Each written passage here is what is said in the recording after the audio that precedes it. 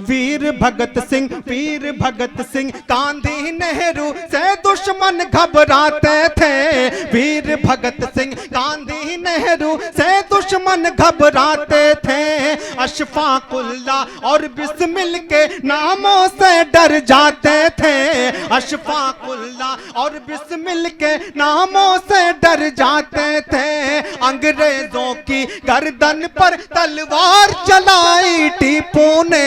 जंग के मैदान में दुश्मन को धूल चटाई टीपू ने। चढ़कर दुश्मन की छाती पर यूसुफ ने ललकारा है। अंग्रेजों अब भारत छोड़ो, भारत देश हमारा है।